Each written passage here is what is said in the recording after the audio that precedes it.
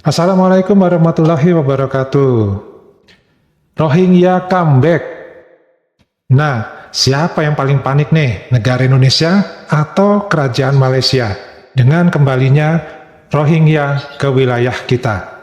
Mereka datang di Aceh bulan November 2023 ini dan tidak menutup kemungkinan gelombang berikutnya pun akan tiba di Banda Aceh ataupun di Aceh.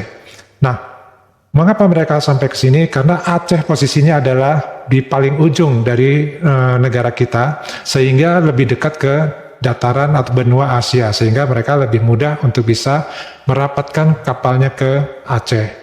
Mereka di sini ditampung dalam penampungan yang diminta oleh UNHCR Indonesia membantu dalam sisi kemanusiaan. Tapi pertanyaannya, apakah negara tujuan mereka adalah Indonesia atau negara kerajaan Malaysia? Karena kalau di Indonesia, mereka ini memang ditampung di dalam satu tempat dan mereka tidak boleh melakukan aktivitas jual beli atau yang menghasilkan uang. Mereka hanya sekedar untuk bisa hidup di dalam penampungan. Jadi dilokasikan ya, tidak boleh keluar dari lingkungan tersebut. Nah, sementara di negara kerajaan Malaysia mungkin ceritanya akan berbeda.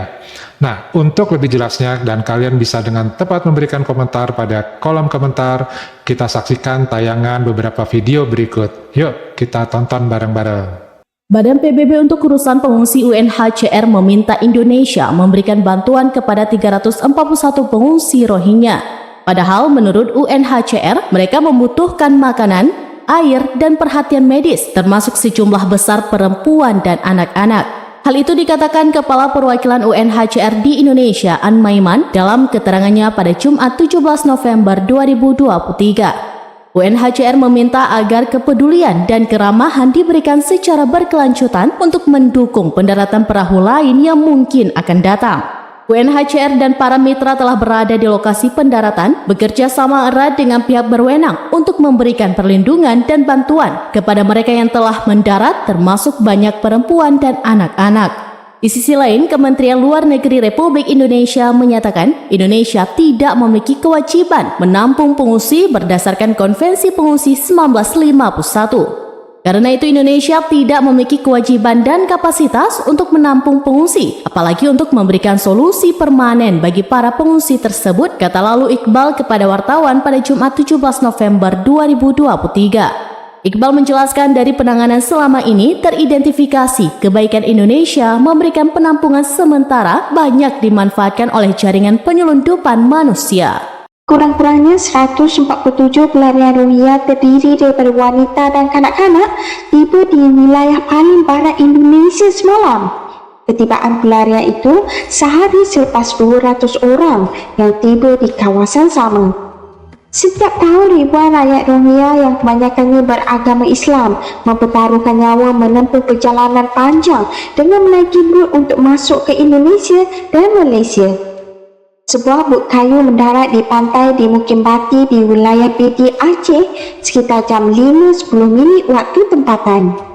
Bot itu membawa pelarian Rohingya yang terdiri daripada 46 lelaki dewasa, 57 orang wanita dewasa dan 44 orang kanak-kanak. Difahamkan beberapa nelayan cuba menghalang bot berkenaan dari berlabuh di pantai terbabit. Dalam rakaman video yang tular, kelihatan sebahagian daripada etnik Rohingya yang tiba itu dalam keadaan lemah dan sakit, termasuk kanak-kanak yang sedang kelaparan. Menurut agensi pelarian PBB difahamkan pada tahun lalu, lebih 2,000 Rohingya dipercayai mencuba melakukan perjalanan ke negara Asia Tenggara. Namun dianggarkan hampir 200 orang Rohingya mati atau hilang tahun lalu ketika cuba menyeberangi laut yang bergelora itu. Susulan dari tularnya video ratusan pelarian itu terdampar di pantai, seorang warga Indonesia tampil memberikan amaran dan peringatan kepada penduduk Aceh.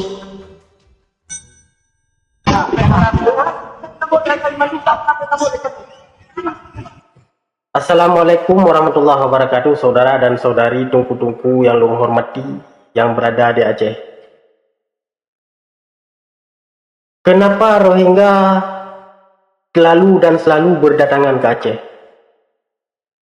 Ini saya buat konten dalam bahasa Indonesia, jadi biar semua orang tahu. mereka-mereka ini, Rohingya ini, bukanlah lagi mereka tersasar ataupun terdampar ke Aceh. Tapi Aceh sudah menjadi satu tempat bagi mereka. Karena mereka berpikir, oh di Aceh, saya ditampung, dijaga, diberi makan, diberi fasilitas. Makanya setiap hari, setiap bulan mereka tetap akan turun ke Aceh. Bukan lagi tersasar ataupun terdampar. Coba kita pikir dengan logika yang jernih. Kenapa di Malaysia ditolak Rohingya? Kenapa di negara-negara lain ditolak Rohingya? Bukan kita benci dengan mereka, bukan. Tapi sifat dan arogan mereka di saat mereka sudah lama tinggal di suatu tempat akan menjadi seperti singa. Contoh mereka-mereka yang berada di Malaysia. Kalau tidak salah saya, tahun 2017 atau tahun 2018. Presiden daripada Rohingya, dia meminta pasar porong selayang Malaysia bagi buat mereka. Dan sekarang Bangladesh yang minta Sungai Buloh jadi buat mereka. Jadi bayangkan sendirilah saudara-saudara saya, bagaimana nasib Aceh bila kalian terus menampung pengungsi-pengungsi Rohingya di Aceh.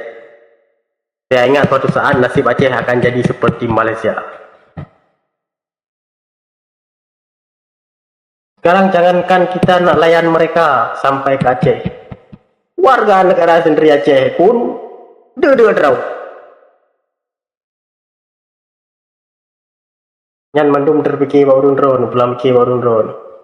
Kami sebagai warga negara Aceh yang di Malaysia, yang berada di Malaysia, warga negara Indonesia, karena sudah tahu bagaimana mereka di Malaysia berkuasa, jadi kami bersuara supaya kalian-kalian di Aceh tahu bagaimana sifat asli mereka sebenarnya. Jadi kalau memang kalian tak mau mendengar, ya terpulang daripada kalian.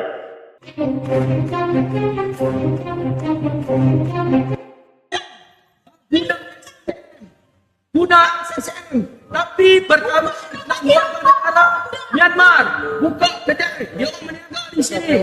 Ini perlu diambil tindakan. Perlu diambil tindakan. Kalau kedai Melayu sila ambil tindakan melibatkan SSM jual rokok seluduk. Ini kedai Melayu sila ambil tindakan melibatkan pendaftaran. Ini kedai Melayu sila ambil tindakan melibatkan bagi warga, bagi pelarian berniaga. Ambil tindakan berdasarkan undang-undang. Ambil tindakan saja. Tidak ada masalah. Ini tidak ada masalah sebab kita memang dapat aduan melibatkan ini adalah kedai Rohingya. Semua tahu.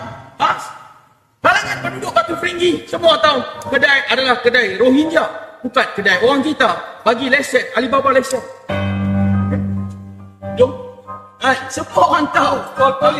Semua orang tahu. Penduduk tempat tahu. Saya nak katakan bahawa kalau kedai rakyat tempatan kita support, kita bagi berniaga, kita bantu rakyat kita berniaga sebab sekarang dalam keadaan ekonomi yang teruk, kos sara hidup yang teruk. Sebab apa? Pelarian boleh berniaga dengan suka hati dalam negara kita. Sedangkan rakyat kita susah nak berniaga. Rakyat Malaysia susah nak buka perniagaan. Sini semua kaya runcit melibatkan warga asing.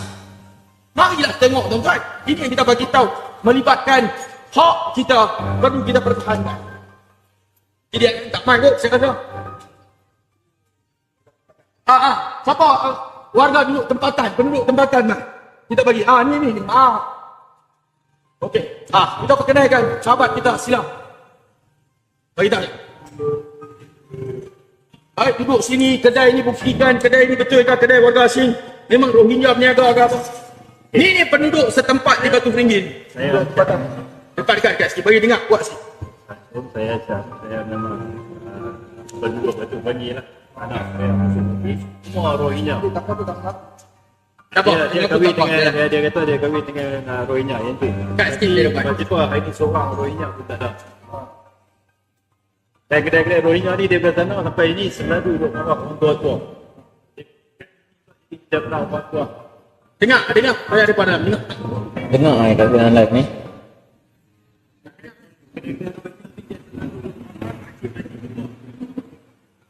Kecil-kecil orang tua-tua apa semua dia suka duduk marah. Dia buat kata ini penduduk Batu Feringgi ni semua macam orang tua. cakap kapal Abu Amin tidak apa.